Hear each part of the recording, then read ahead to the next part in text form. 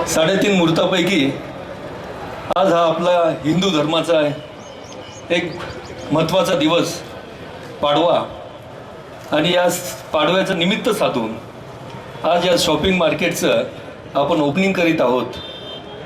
आपण सर्वजण या ठिकाणी आला होते. हे बाहेरच्या ज्यावेळेस महाराष्ट्रामध्ये लोकांना कळतं का संगमनेर म्हटल्यावर नामदार बाळासाहेब थोरात आणि त्या व्यक्तीकडे पाहिल्यानंतर आपलं चरित्र कसं जरी असलं तरी समोरचा माणूस आपल्याला चांगलाच समजतो. कारण का आपला नेता चांगला आहे. त्यांचे सर्व महाराष्ट्रामध्ये गेलेली प्रचिती ही आहे ना, मग आपलं धकून जातं त्यांच्या मागं. अशी गंमत येते. तर मी त्यांचं प्रथमतः आभार मानतो. ते आले. आभार मानण्याची गरज नाही, ते आपल्या घरातले. पण आजच्या कार्यक्रमानिमित्त अध्यक्ष म्हणून मी आभार मानतोय. तसेच डॉक्टर साहेब आलेत, मी त्यांचा सुद्धा आभार मानतो. डॉक्टर साहेब मितभाषी म्हणून आपल्याला सर्वांना परिचित आहेत. या कार्यक्रमाचं एक अतिशय सुंदर व्यक्तिमत्व आज आपल्याला भेटलेलं आहे. ते बिहारी सेठ डंगच्या रूपाने भेटलेलं आहे. बिहारी सेठ डंग ही व्यक्ती इतकी सुंदर, इतकी सोज्वळ, तेवढीच मृदुभाषी का बऱ्याच जणांना त्यांचा अनुभव किंवा त्यांच्याबरोबर राहण्याचा संपर्क आला नसेल.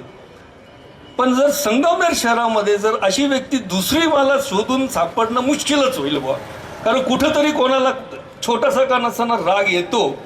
पण एक अशी व्यक्ती मी पाहिलेली का त्यांच्या मनामध्ये राग किंवा द्वेष कोणाबद्दल हे शक्यतो मला दिसणारच नाही. त्यांच्या मनात कोणी त्यांचं हे केलं, स्कॅनिंग केलं तरी ते दिसणार नाही.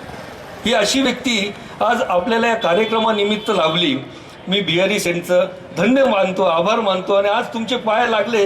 हे ॲक्च्युली इतके सगळे ज्येष्ठ आणि श्रेष्ठ आलेले आहेत. वडिलांचे सर्व मित्र आलेले आहेत. आज या जागा खऱ्या अर्थाने पावन झालेली आहे. आपण जे म्हणतो ना कुंभमेळा, साधू संतांची आंघोळ झाल्यानंतर आपलं, तसं आज सगळं कुंभमेळा सगळ्यांचे पाय लागले आणि या जागेला पावन करण्याचं आज भाग्य पाडव्यानिमित्त मिळालं.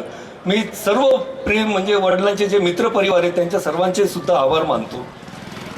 माहेश्वरी समाजांचे सरपंच मदन शेठ करवा, माझा जिवलग मित्र कैलासराव वाघचौरे, काय एक हॉटेल व्यवसाय किंवा एक डॅशिंगपणा जो काय असेल तो शेठ. त्यावेळेस संगमनेरमध्ये हॉटेल नव्हतं साहेब. शेठ असताना 90ची गोष्ट करतोय.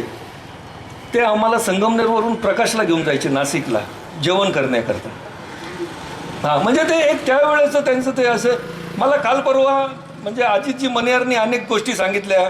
विश्वनाथजी लोहे, विश्वनाथजी इंदानी अनेक गोष्टी सांगत असतात. अशोकजी भुतडा आहे आणि 3 पिढ्यांचे संबंध असणारे साहेब लोक आहेत.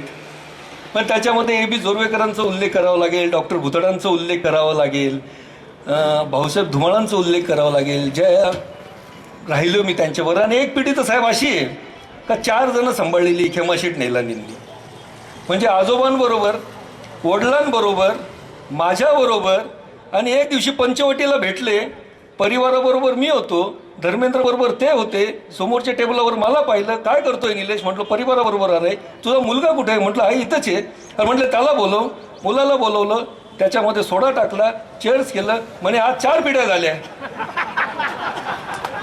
अरे म्हटलं साहेब तुम्ही, म्हटलं खेमासेठ त्याला काय करू राहिला? तो मुलगा आहे. अरे म्हणे तू घेऊन टाक.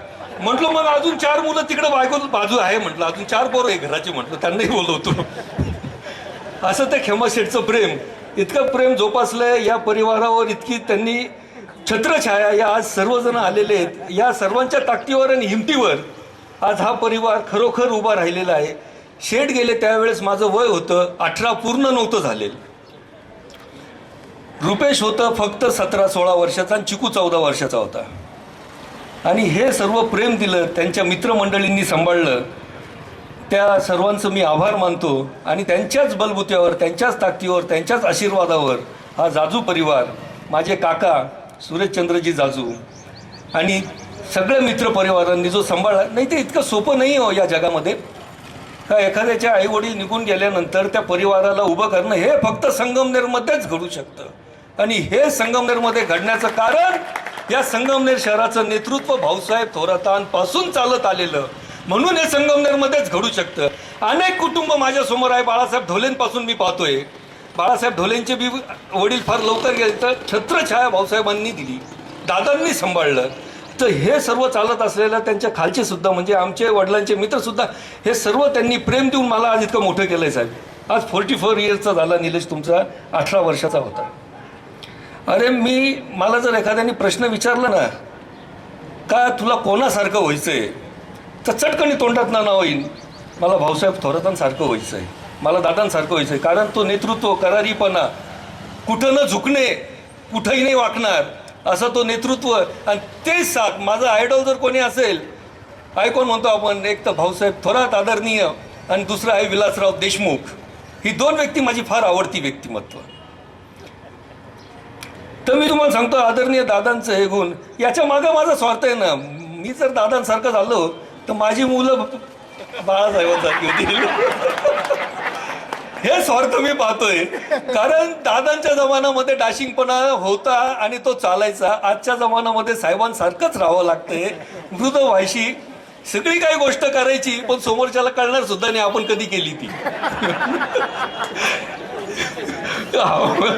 हे साहेबांचं नेतृत्व आणि कर्तृत्व मुलांमध्ये येणं गरजेचं आहे. तर ही मुलं मोठी होऊन या परिवाराचं नाव आणि तुमचं आमचं सर्वांचं नाव मोठं करतील. मी या निमित्ताने एवढंच सांगतो. आणि आज या कार्यक्रमानिमित्त प्रवीण काका ओरांची आठवण येते, अतिशय जवळचे लच्छू शेठ लावटींची आठवण येते. आता हे 2-3 नावं समोर येतात. मी त्यांना विनम्र अभिवादन करतो. आणि आजच्या कार्यक्रमाला आपण सर्वजण आलात, मी आपल्या सर्वांचे आभार मानतो.